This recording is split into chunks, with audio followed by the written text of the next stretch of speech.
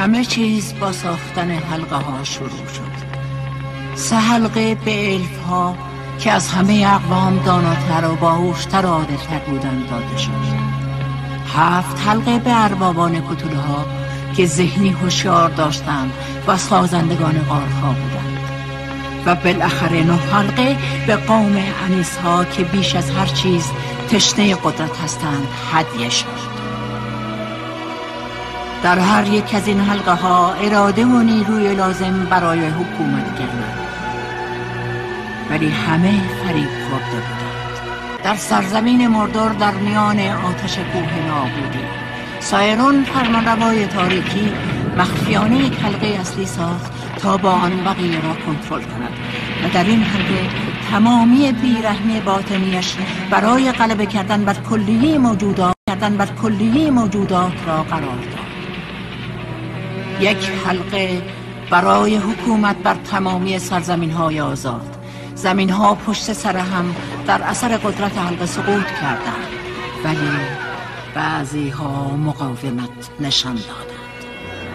آخرین ارتش متحد انیس ها و الف ها علیه نیروهای مردور برخاسته و در دامنه های کوه نابودی برای آزادی زمین وارد جنگ شدند.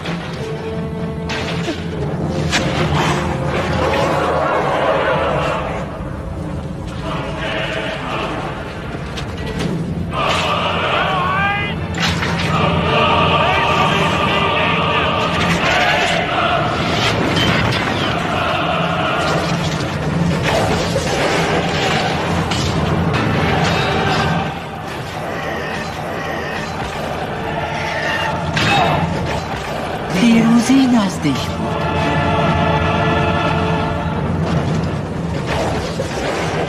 ولی حلقه قدرت فنا ناپذیر بود.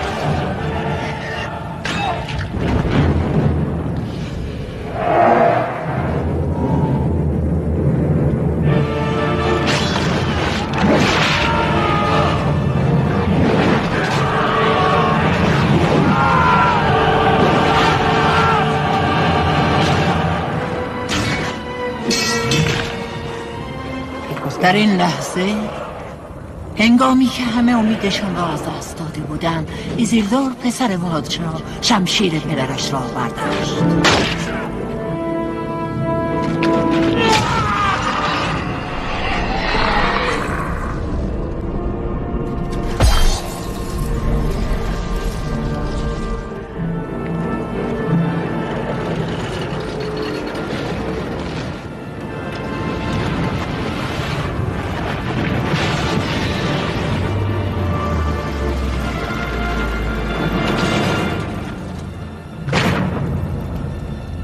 سارون دشمن مردم آزاد زمین مغلوب شده.